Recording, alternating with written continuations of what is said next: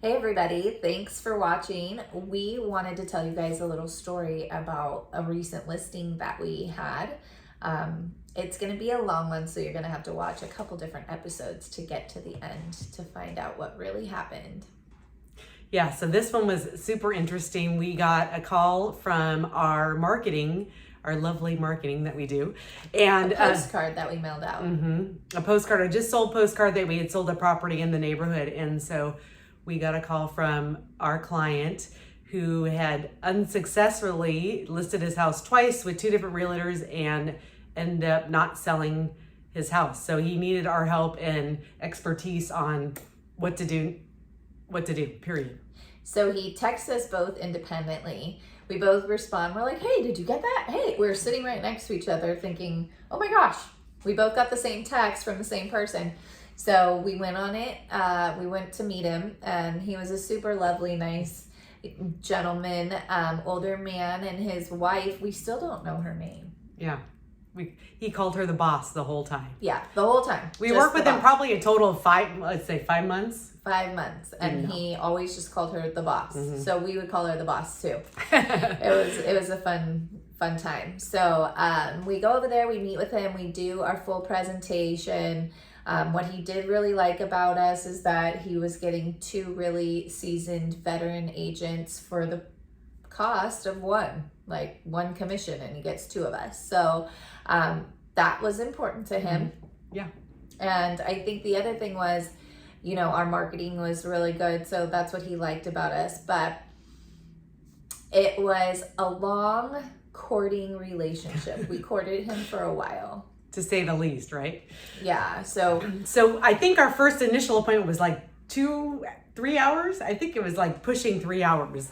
The house is really big. It was 5,000 square feet interior, which is the most sizes of people's lots around here, mostly the typical size. So we did the tour and chatted a lot the first appointment. And then we went back with a stager. We felt that it would be beneficial for him because he was hoping for a really high price point. It would technically be a record-breaking price point in that zip code, not just the little area like the subdivision of the city was in Long Beach, but in the whole zip code that he was in, he was pushing that limit. So we felt professional staging would be important. Just to give you a little bit of background on what the house looked like. Every time we went in there, it had new decor. So, and I don't mean the furniture, I mean the decoration. So first time we went in there, we're like, definitely we need to declutter, take this stuff down. So we'd go and he would have taken that stuff down, and then all of a sudden above the kitchen cabinets there'd be 20 neon bar signs that are lit up, and we're like, and plugged in, ready to go. We're like, what? Why are there neon lights in here? And he's like, oh, you don't like those? I'm like, no, we gotta take those down. Then another time we came and he has a Pepsi fridge in the kitchen and all these crazy pictures. Remember the shooter glass? He had a cabinet of shooters, alcohol shooters. Like the hotel bottle size or the airplane size bottles of alcohol. He had a whole cabinet on display. On display with lights and everything. So can you guess what he did for a living? Any guesses? He didn't sell booze though. Yeah, he had a liquor store. Oh, I thought he was just a donut guy. No, he had a liquor store too. Oh. See? That's why there's 2 of us. We get the full story. Yeah, we got new information every time we went there. It was crazy. Yeah. It was an experience, that's for sure. Yeah. Right? So eventually we figured out he wasn't going to do anything to the house. He wanted to sell it as is. And we did get it toned down to somewhat neutral by the time we listed it. So I think after a couple times of us going and letting him know, no, we can't have this, let's move this furniture here, we finally got it to where it was somewhat, I don't even want to say HGTV'd. No, not even close. It wasn't. It was not. It was It was the best we could do. That's all I gotta say. Yeah. With what we got, It right? was the best we could do with what they were willing to do. Yeah. So, But still didn't want to change his price. Like we suggested these things, had painted all these things, and to get his price, and then he didn't want to do any of it, but he still wanted to keep his price, even though he didn't take our suggestions. So we tall order. Put it on the market, and we were really excited about getting it sold. Like, we put so many marketing dollars into it. We're not going to tell you the number, but it was thousands of dollars that we spent on this listing trying to get it sold.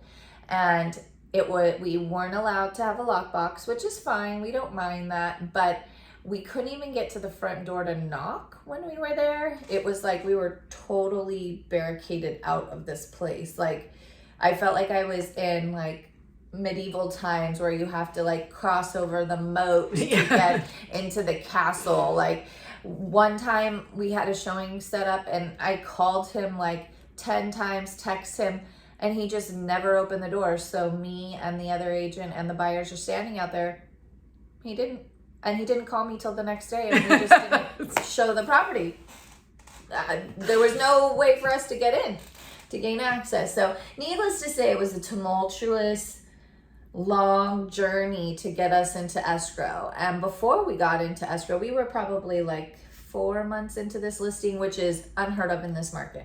Things are just flying off the handle. Like, they're just selling like hotcakes. So, it's like, if something takes longer than a week to sell, there's something wrong. Like, you're overpriced or something like that. And so I think after 4 months, the market probably caught up with his price. Yeah, I think that's what happened. Not to mention our great marketing skills and sales skills, but and negotiating skills, right? Our negotiating skills had to be on point on this listing. So we had to negotiate with our own seller just to sell the property. So we were listed at a value range of 1.499 to 1.6. We weren't getting any showings because it was coming up on the MLS as 1.6. And sometimes we do the value range just so that we could capture the clients that might be like at the 1.5, 1.55, things like that. Well, we told them, this isn't going to work. Let's just put it on at 1.499. I'm sure we'll get offers. We'll be in escrow before you know it. That wasn't happening. Nope. Just sat. It just sat. Crickets. So finally, we got him to reduce it to 1.579,750. So you do the math. Value range 1.499 to 1.6, and then we reduce it to 1.579,750. We really didn't reduce it. We just finally took the number he wanted and listed it at that number, because we were getting offers at like 1.5, and he was like, nope, we're not going to even entertain that. We want 1.6. And we're like, but you were on the market with other agents for less money prior to working with us. So he was on the market like at 1.535 with the previous realtor, and that realtor couldn't even sell it. Yeah. So we're like, we got to get this thing sold. Where do we market it? We're putting it out everywhere. We're just doing a ton of stuff to try to generate. Thinking outside the box. Yeah, for sure. definite outside the box. So then I'm going to let Lindsay tell the story about our first really strong offer. I don't remember it. It was so long ago. So we end up getting go ahead. an offer from a buyer that has over $1 million in their bank account, which is amazing. Great reserves. And they're not putting all of that down, but that's a strong, that's a lot of money to have in your pocket, liquid. And they offered 1.58, $1,580,000, which is slightly over our list price at this point. Our client says, no. Nope. We don't want that. We don't want that. We want 1.595. And we're just like baffled. We're like, but you agreed to list it at 1.579,750. Like, why are you saying now, like, we got you over your full price, over asking price? And he said, no, I want 1590. What do you do? What are you supposed to do? We can't force him to sell his house for less. And so we go back and forth, and we're thinking, do we raise the price? What do we do? Like, we're already not getting offers at the price we're listed at. This is the first offer that was full price that we had in 4 months. So we were trying to, again, figure out what we're going to do, because he's not wanting to budge on his price. so at this point, we're kind of thinking maybe we should just back away from this listing and just let him know, you know what, this just isn't working, because we've done everything we can. We've spent thousands of dollars, and are you sure you really want to sell? We procured the buyer. We had an offer right at the list price, so we did our job. And then it wasn't going to happen. So we were really but we don't give up. That's the one thing that both of us are very determined of, finishing what we started and doing what we say we're going to do, and all of that. So we got another offer. Well, that buyer went bye-bye. Yeah, that buyer went, no thanks. We tried to negotiate. We tried to keep in touch with them. Their agent was like, we found something else. We're over you. So we're like, oh, what are we going to do? So we get a call, and we have a couple more showings. All of a sudden, showings started picking up.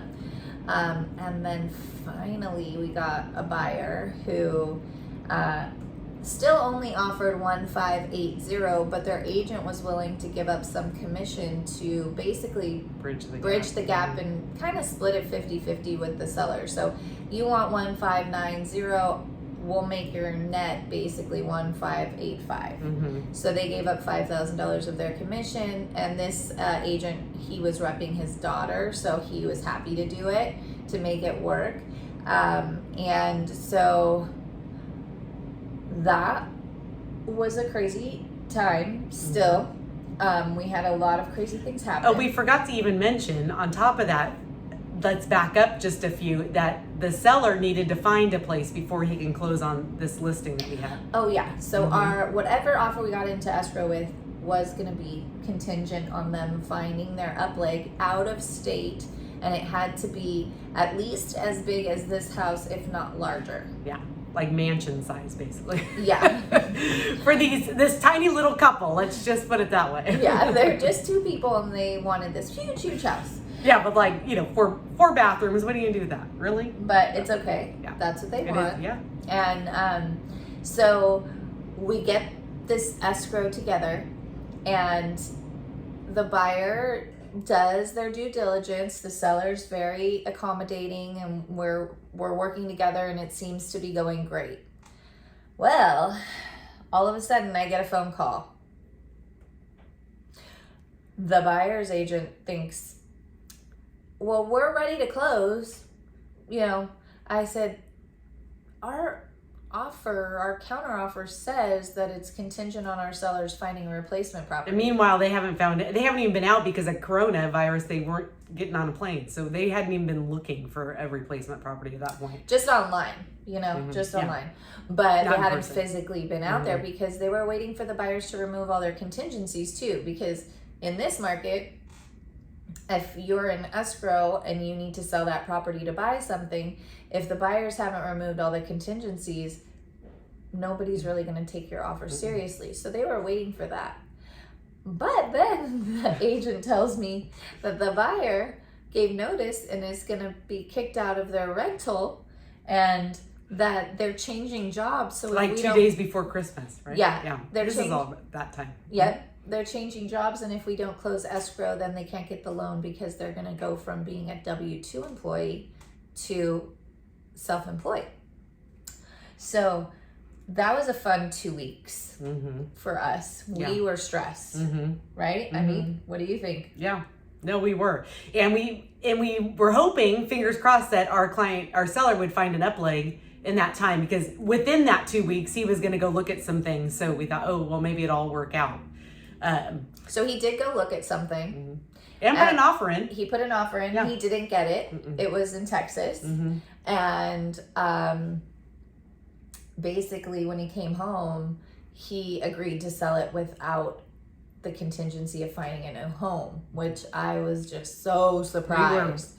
They're very surprised. Conservative. They're very, and they were older. So it just, like, if I was them, I wouldn't want to move twice. Mm-hmm. But I think they realized, like, they were getting such a good price Mm-hmm. that they didn't want to lose the buyer. And that was without us counseling with them. They just made that decision on their own. Mm-hmm. So we were like, whoo, dodged a bullet. Like, oh my goodness, it was so crazy. All the conversations, all the behind the scenes that was going on, all the paperwork, everything, trying to make it all work out. And it was nuts. Yeah. And so then, actually, what next? So we did close, and then he needed I think a week after. So we had our fingers crossed that he would get so this is a 5,000 square foot house, and he was packing it up, and I think they were moving to Utah, right? Mm-hmm. His daughter lived in Utah. So they didn't have a house yet. They were just packing up their stuff. And so we were waiting for the phone call that he wasn't going to be out in time because just the nature of what he had to do. Yeah, he had maybe like 10 days to pack up a 5,000 square foot house that he'd lived in for like over 20 years. Mm-hmm. Yeah. And he has a lot of like knickknacks and little things that And are, liquor store signs. they're really cute, but it's a lot to pack up. Yeah. It's and the huge. grand piano. They had some things. Yeah. Yeah. So, but success story, we did it. We totally ended up closing escrow, and we still keep in contact with him. We just got a text from him the other day saying they found a few homes they're putting offers in on. So hopefully they'll let us know when it sticks. Mm-hmm. But And we'll give you an update. We'll yeah. come back on here and give you an update. It was a journey. Yeah. It was like it was definitely our end of the year present to us that we got this deal closed, and not for us, but for the client. Yeah. Like, this whole time we were really we wanted to be able to get them to their goal. And I feel like sometimes they were getting in their own way, but we were able to pull it off. So I think that just means a lot about how we communicate, our patience, and it just says a lot. patience. That's why we even each other out. For a while there, If you I know lost me, you Lindsay know, on right? that. So yeah, but yeah, it was just, we were determined. We thought out of the box and we got it done, and we were able to negotiate well for him and, close the deal. And now he's going to be enjoying all of his equity. Yeah, and be closer to family. I mean, that's what the ultimate goal for them is to be closer to family. So Yeah, their we're excited it worked grandchildren. out. Mm-hmm. They're excited to be closer to their grandchildren. So we're really happy for them. So Yeah. that's one of our fun, crazy stories. That was just a roller coaster ride, and it took probably 6 months to complete the whole experience, from first meeting them to closing escrow and getting everything done, exchanging keys and all that. So you don't hear that too much in this market, but there's the great part is we got the highest price in the zip code. That's what I was going to say, yep. So, nobody can touch us on price per square foot or whatever in that zip code. We totally rocked it for him. So we're breaking records too. Yeah, whoop, whoop. Record breakers. We continue to have a great relationship with him, even though sometimes we were frustrated. We were able to deal with that and handle all that. And I think it just is a testament to what having experienced people on your side, or not people, realtors on your side when you're selling your house, what that can do for you. We basically made the impossible happen. Woo! Yes. Teamwork makes the dream work. And we were the third realtors that they hired, so the other previous people could not pull it off. So Yeah. I'm pretty stoked about that. I feel like that means a lot to me. Yeah, and that's why we're in this business. It's the challenges and even though it's not fun in the time, it's overcoming them, problem solving, thinking outside the box, which is really important in any market, but especially in this one. Yep. Especially on the buyer side, right? So. Yeah, for sure. So if you're thinking about selling, give us a call and we'll be happy to meet with you. Yeah, you know our numbers, or email us. Yeah. So talk soon. Bye. Bye.